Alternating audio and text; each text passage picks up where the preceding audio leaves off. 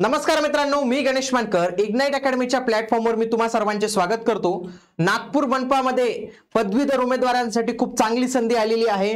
Tax collector आणि कनिष्ठ लिपिक या पदांसाठी जागा आलेल्या आहेत। तुम्ही नक्की फॉर्म भरला पाहिजे। टोटल जर जागा पाहिलं 174 जागा आहे, तर याचे फॉर्म भरणं आता सुरू झालेलं आहे। फॉर्म कशा पद्धतीने भरावा, त्याची स्टेप बाय स्टेप प्रोसेस कशी असावी, कागदपत्र कोणते लागतील आणि फॉर्म भरताना कोणत्या चुका तुम्हाला टाळायच्या आहेत, या सर्व प्रश्नांची उत्तरं तुम्हाला आजच्या या व्हिडिओच्या माध्यमातून मिळतील। म्हणून तुम्ही हा व्हिडिओ शेवटपर्यंत पूर्ण बघा। आणि आपण जो आता फॉर्म भरणार आहे त्या फॉर्मची लिंक खूप सारे उमेदवार विचारत असतात। तर मित्रांनो, आपण जे काही फॉर्म येत असतात त्या सर्व फॉर्मची लिंक आपलं टेलिग्राम चॅनल आहे एक इग्नाइट अकॅडमी या नावाने। तर बघा 1 लाख पेक्षा जास्त सबस्क्रायबर आहेत, तर ते चॅनल तुम्ही जॉईन करा। त्या चॅनलवर ज्या काही सरकारी नोकर भरतीच्या जाहिराती येतात त्याच्या लिंक आपण देत असतो। तसंच बघा अर्ज कालावधी इथं दिलेला आहे, एकूण पदे, तर या सगळ्या गोष्टी दिलेल्या आहेत। म्हणून तुम्ही हे चॅनल आपलं आजच जॉईन करून ठेवा। आणि त्यानंतर गणेश उत्सवानिमित्ताने इग्नाइट अकॅडमीने आपल्या सर्व कोर्सेसवर फ्लॅट 20% सूट दिलेली आहे। तुम्ही जर एमपीएससी ची तयारी करत असाल, तुम्ही सरळ सेवेची तयारी करत असाल, तुम्ही नवोदयची तयारी करत असाल, तर या सर्व कोर्सेसवर तुम्हाला 20% सूट मिळणार आहे। त्याच्यासाठी यूज करायचा आपला लाडका कोड, तो म्हणजे बाप्पा कोड, आणि हा कोड फक्त 6 सप्टेंबर पर्यंत व्हॅलिड असणार आहे, याची पण तुम्ही नोंद घ्यावी। आणि नागपूर मनपा भरतीसाठी आपण ही रेकॉर्डेड बॅच लॉन्च केली आणि याच रेकॉर्डेड बॅचला तुम्हाला फ्लॅट 20% ऑफ मिळणार आहे। कोड यूज करायचा आहे बाप्पा। ओके, चला तर आपण वेबसाईटवर जाऊया की कशा पद्धतीने फॉर्म भरायचा। बघा, हे नागपूर म्युनिसिपल कॉर्पोरेशन अंतर्गत ही वेबसाईट आहे। बघा, तुम्ही जर त्यांच्या ओरिजिनल वेबसाईटवर गेलात तर सुरुवातीलाच इथं बघा ही लिंक इथं तुम्हाला फ्लॅश होताना दिसते, याच्यावरच तुम्हाला क्लिक करायचं आहे। याच्यावर क्लिक केल्यानंतर अशा पद्धतीने ओपन होईल। सगळ्यात आधी बघा advertisement manual of online application, तर हे जाहिरात आहे, मूळ जाहिरात जी आहे तर ती दिलेली आहे। बघा, फॉर्म भरण्याची अंतिम दिनांक 9 सप्टेंबर पर्यंत तुम्ही जो आहे तर तो फॉर्म भरू शकतात। फॉर्म भरण्याची इथं डेट आपल्याला इथं दिसते। त्याच्यानंतर तुम्ही एकापेक्षा जास्त पदांसाठी फॉर्म भरू शकतात। मेन म्हणजे 2 पदांसाठी अवश्य फॉर्म भरायचा मित्रांनो। पैसे थोडे जाऊ द्या, लागतील 900 रुपये किंवा 1000 रुपये, पण क्वालिफिकेशन मीट होत असेल दोघी पदांना फॉर्म भरा। कोणतं पद? बघा, कनिष्ठ लिपिक 60 जागा आणि कर संग्राहक 74 जागा। दोघी पदांसाठी सेम आहे, परंतु दोन्ही पदांसाठी फॉर्म भरायचा मी स्वतः आग्रह करतो तुम्हाला, दोन्ही पदांसाठी फॉर्म भरा।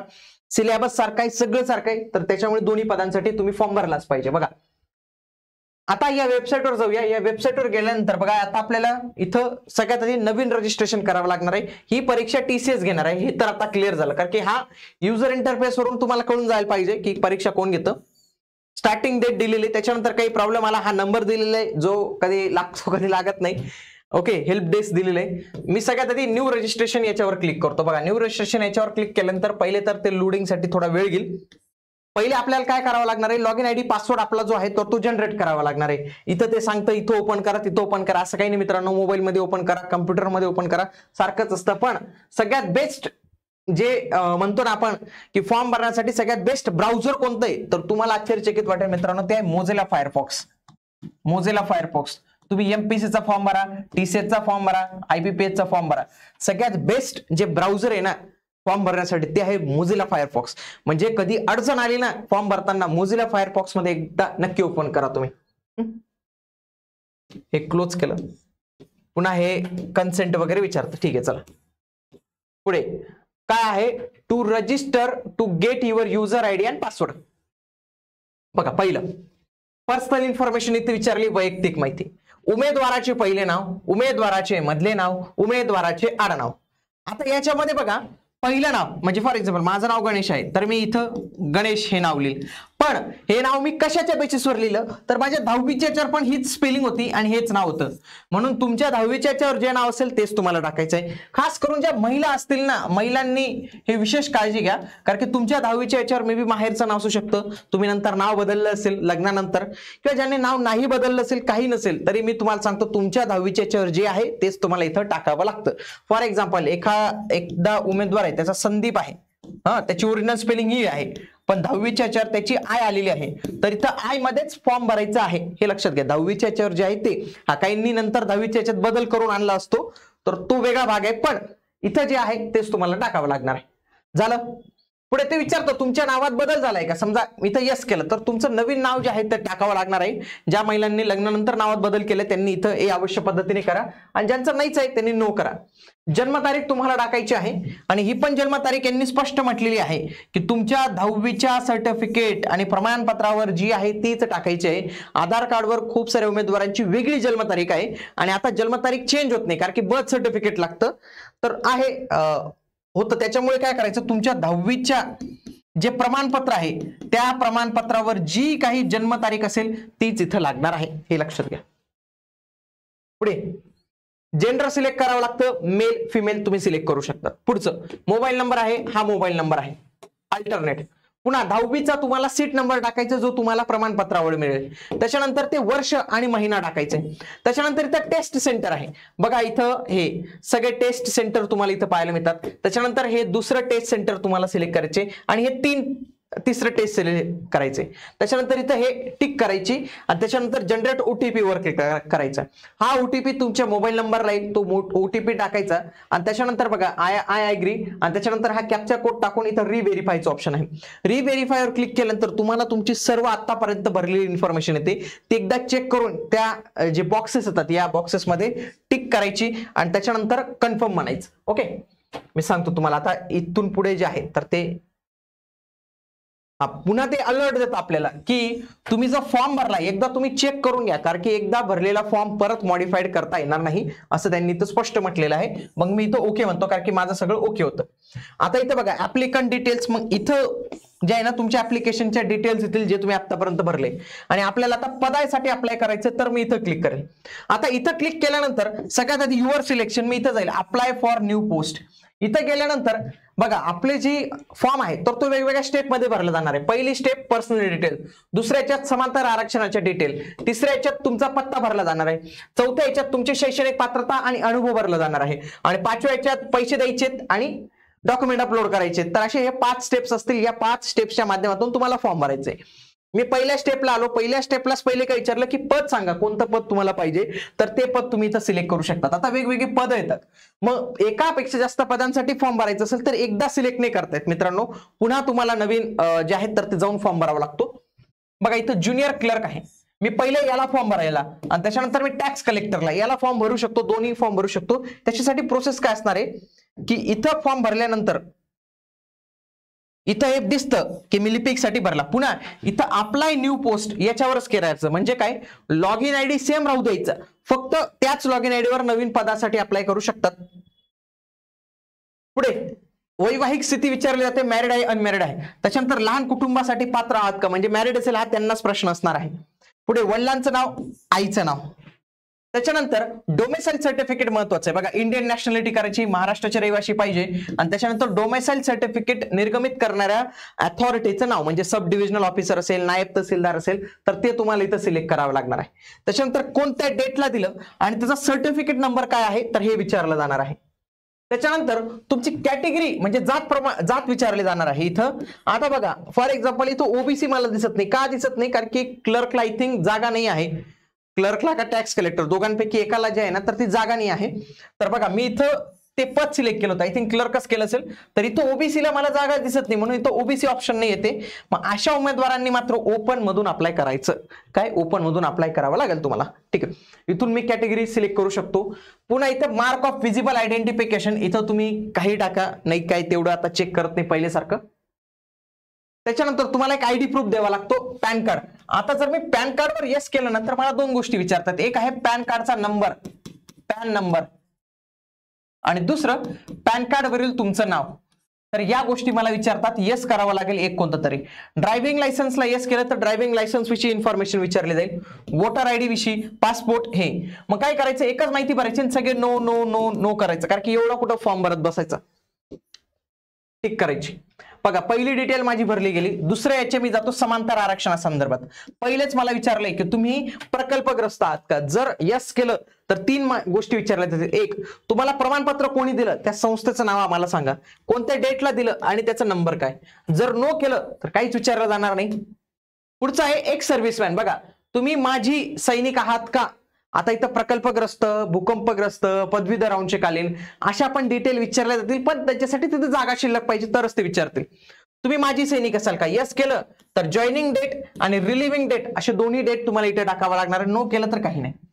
पुढे खेळाडूला जर येस केलं तर खूप सारी माहिती विचारली जाते. पहिले तर असं विचारलं जातं की तुम्ही संचालक किंवा उपसंचालक क्रीडा यांच्याकडे तुमचे प्रमाणपत्र प्रमाणित करण्यासाठी पाठवले आहे का, येस किंवा नो करू शकतात. नो केलं तरी फॉर्म भरून दिला जातो आहे. बघा सर्टिफिकेट कोणी दिलं, कोणत्या डेटला दिलं, त्याचा नंबर काय हे सांगायचं. पुढे तुमची स्पोर्टचा काय रिसिप्ट नंबर पण देऊ शकतात. अचिव्हमेंट लेवल इथे विचारलेले, category and name of tournament, award विचारलाय, सिल्वर भेटले, गोल्ड भेटले, ही माहिती इथे विचारली. पुढे दिव्यांग उमेदवारांसंदर्भात येस केलं तर इतकी सगळी माहिती भरावी लागेल. पहिले कोणत्या प्राधिकरणाने दिलं, डेट काय आहे, नंबर काय आहे हे विचारलं जाणार आहे. किती पर्सेंटेज डिसेबिलिटी, कोणत्या पर्सेंट आहे, आणि तुम्हाला व्हील चेअरचा सपोर्ट पाहिजे का ते पण इथे विचारलं जातं. पुढचं आहे nominated by freedom fighter details. स्वातंत्र्य सैनिकांनी नामांकित केलेले पाल्ले आहात का. बघा प्रमाणपत्र, डेट आणि सिरियल नंबर. पुढे अनाथ यांची डिटेल विचारले जाते. जर कोणी अनाथ असेल तर इन्स्टिट्यूशनल अँड नॉन इन्स्टिट्यूशनल असे दोन प्रकार येतात, ते सिलेक्ट करायचे. अथॉरिटीचं नाव, डेट आणि नंबर. पुढे पदवीधर अंशकालीन आहात का, डेट, सगळे तीच माहिती. सुसाईड फार्मरचे पाल्ले आहात का, ही इन्फॉर्मेशन. गव्हर्नमेंट एम्प्लॉय आहात का, ती इन्फॉर्मेशन विचारली जाते. पुन्हा आता तुमच्यावर काही लीगल केसेस वगैरे चालू आहेत का त्याच्याविषयी इन्फॉर्मेशन विचारली जाते. आणि त्याच्यामध्ये तुम्ही पाहिलं बघा FIR चा number, FIR date, name of the police station आणि FIR ची करंट स्थिती इथं विचारली जाते. म्हणून लक्षात घ्या की जास्त काही भांडणात कोणाच्या पडायचं नाही, म्हणून 2 पाऊल मागे पण व्यवस्थित पद्धतीने राहायचं. कारण की जेव्हा केस पडते ना तर अशा पद्धतीने सरकारी नोकरीला लय नुकसान होतं आपलं. कारण की इथे सगळी माहिती भरावी लागते आणि नंतर आपल्याला सिलेक्शनला निवडला खूप प्रॉब्लेम येतात. म्हणून ससा करून फौजदारी खटल्यात म्हटलं, इथं दिवाणी खटल्यात नाही. म्हणजे तुमचं काही जमिनीचं वाद चालू आहे, प्रॉपर्टीचा वाद चालू आहे, ते दिवाणी येतात. हे कसं, हे भांडण केलं, कुठं कोणाला मारलं, जोडलं, काही ऍक्सिडेंट, तर ह्या सगळ्या फौजदारी गुन्ह्यामध्ये येतात. तर त्यांच्या पासून थोडस दूर राहा मित्रांनो. इथं मी सेव्ह अँड नेक्स्ट करेल. आता बघा माझी दुसरी माहिती भरली गेली. तिसऱ्याच्यात ऍड्रेस शक्यतो जो आधारवर असेल ना तोच भरायचा, आधारवरचा ऍड्रेस भरायचा. तिसऱ्या याच्यात मेन म्हणजे क्वालिफिकेशन. पहिला प्रश्न विचारला जातोय मराठीचं ज्ञान आहे का, खूप भारी प्रश्न आहे. नो असेल तर इथंच सांगून देतो you are not eligible. Okay बघा इथे बघा you are not eligible for this post. No केलं तर. पुन्हा 10वीची डिटेल्स भरावी लागते. सगळ्यात आधी बोर्ड सिलेक्ट करावा लागतो. महाराष्ट्र स्टेट बोर्ड सिलेक्ट करायचा. कोणत्या शाळेतून शिकले आहात, पर्सेंटेज होते, CGPA होते, ग्रेड होते, तर पर्सेंटेज सिलेक्ट करायचे. महाराष्ट्र स्टेट बोर्ड वाले असेल, बाकी CGPA CBSE वाले वगैरे करू शकतात. प्राप्त गुण, किती गुण मिळाले, किती पैकी होते, आणि ते आधीच भरलेलं होतं आपण. अशाच पद्धतीने 12वीची इन्फॉर्मेशन भरायची. सेम पद्धतीने पदवीची इन्फॉर्मेशन तुम्हाला इथं भरावी लागणार आहे. आता याच्यामध्ये रिक्वायर्ड क्वालिफिकेशन, आता टॅक्स कलेक्टर असो का लिपिक असो दोघांसाठी सर्टिफिकेट लागणार आहे. बघा इथं काय म्हटले की 30 मराठीचं आणि इंग्लिशचं 40चं पाहिजे आहे, आणि हे पाहिजेच आहे. नसेल तर काय, बघा नो जर म्हटलं डायरेक्ट म्हणतं you are not eligible for this post, candidates needs to have certificate both. काय म्हटले की दोन्ही पाहिजे, एक चालणार नाही. आणि जेव्हा मी दोन्ही म्हणेल तर मला काय काय गोष्टी विचारतील बघा. कोणत्या बोर्डने तुम्हाला दिलेलं आहे, कोणत्या डेटला तुम्हाला दिलेलं आहे, आणि त्याचा सिरियल नंबर काय आहे, ही माहिती आम्हाला सांगा तुम्ही. पुढे MSITचा प्रश्न विचारला जातो. जर समजा नो केलं तरी फॉर्म भरून दिला जातो. फक्त काय सांगतं ते बघा की तुम्हाला जॉईनिंग झाल्यापासून 2 वर्षाच्या आत द्यावं लागेल असा 19/3/2003चा गव्हर्नमेंटचा GR इथं म्हणतो. पुढे MSIT जर येस केलं, बघा बोर्डाचे नाव, डेट, सर्टिफिकेट नंबर ही माहिती माझ्याकडून विचारली. पुढे आता डॉक्युमेंट्स अपलोड करायचे. सगळ्यात आधी तुमचा फोटो अपलोड करावा लागणार आहे. फोटो 80 ते 100 KB मध्ये असला पाहिजे. फोटोचे 2 प्रकार आहे, एक आहे लाईव्ह फोटोग्राफ घेतला जाईल आणि एक आहे अपलोडेड फोटोग्राफ. दोन्ही फोटोग्राफ अपलोड करणं बंधनकारक असणार आहे. त्याच्यानंतर सही घेतली जाईल 80 ते 100 KB मध्ये. त्याच्यानंतर गॅजेट मॅरेज सर्टिफिकेट ज्यांनी येस केलं असेल ते, बघा 2 MB पर्यंत फाईलची लिमिट आहे, तिथपर्यंत अपलोड करू शकतात. 10वीचं मार्कशीट, 12वीचं मार्कशीट, पदवीचं मार्कशीट या तिन्ही गोष्टी तुम्हाला लागतील. त्याच्यानंतर डोमेसाइल सर्टिफिकेट लागणार आहे. तुमचा ID प्रूफ लागणार आहे. जे एक सर्व्हिसमॅन असतील त्यांना जे एक सर्व्हिसमॅन कार्ड आहे तर ते लागणार आहे. Marathi typing certificate, English typing certificate, small family certificate या पण गोष्टी इथे लागणार आहेत. आणखी काय लागणार आहे मित्रांनो, तुमचं कास्ट सर्टिफिकेट लागणार आहे. त्याच्यानंतर ओबीसी तर नाही पण बाकी NT SBSC आहे तर त्यांना लागणार आहे NCL. ज्यांनी EWS मध्ये फॉर्म भरला असेल त्यांना लागेल EWS. कास्ट व्हॅलिडिटी पण विचारतं पण ते मॅन्डेटरी नसणार आहे. तर या पण गोष्टी तुम्हाला ज्या आहेत तर ते लागणार आहेत. आता ज्या कास्टला जे इलिजिबल असेल तर त्या गोष्टी इथं विचारल्या जातील, हे तुम्ही इथं लक्षात ठेवलं पाहिजे. ओके, आता स्मॉल फॅमिली सर्टिफिकेट हे इंटरनेटवर सर्च केलं डायरेक्टली मिळून जातं, आणि तुम्हाला जर नाही मिळालं कमेंट बॉक्समध्ये सांगा, मी तुम्हाला त्याची लिंक जी आहे तर ते शेअर करून देईल. आता इथं टिक करायचं, सगळी माहिती बरोबर आहे, आणि इथं सबमिट बनायचं. सबमिट म्हटल्यानंतर 900,000 रुपये खिशातून काढायचे, ते पैसे भरायचे, आणि त्याच्यानंतर तुमचा फॉर्म जो आहे तर तो भरला जाणार आहे. गणपतीचा उत्सव चालू आहे सध्या, तुमची तयारी ही जोरदार चालू द्या त्याच पद्धतीने. आणि ही जोरदार तयारी करण्यासाठी आपण तुमच्यासाठी एक विशेष सूट पण देत आहोत, 20% सूट. कुठलाही कोर्स घ्या, आपल्याकडे भरपूर कोर्सेस अवेलेबल आहेत की ज्याच्या माध्यमातून तुम्ही तुमची परिपूर्ण तयारी करू शकतात. बाप्पा हा कोड यूज करा, 20% तुम्हाला इथं ऑफ जे आहे तर ते इथं मिळून जाणार आहे. नागपूर मनपासाठीची ही जी रेकॉर्डेड बॅच आहे ही फक्त नागपूर मनपासाठीच कामात येईल असं काही नाही. कुठलीही लिपिकची जाहिरात असेल, कुठलीही मनपाची जाहिरात असेल, तिथं जे नॉन टेक्निकल सिलेबस असेल ना, त्याला ही बॅच तुम्हाला अत्यंत उपयोगी येणार आहे. म्हणून तुम्ही या बॅचला जे आहेत तर ते नक्की जॉईन करू शकतात. आणि त्यासोबतच मित्रांनो, आता इग्नाइट अकॅडमीने आपले कोर्सेस विविध वेगवेगळ्या स्ट्रीम मध्ये सुरू केलेले आहेत. तुमच्या परिवारात जर कोणी शालेय विद्यार्थी असेल तर त्यासाठी आपण नवोदय, स्कॉलरशिप याच्या बॅचेस ऑनलाईन पद्धतीने सुरू केलेले आहे. त्याच्यासाठी तुम्ही आपले इग्नाइट पाठशाला नावाने चॅनल आहे त्याला तुम्ही नक्की जॉईन करू शकता. त्यासोबतच आपले इतरही काही उपक्रम आहेत त्यांना तुम्ही नक्की व्हिजिट करू शकता. भेटूया आता आपण पुढील व्हिडिओमध्ये. तोपर्यंत जय हिंद, जय महाराष्ट्र, धन्यवाद.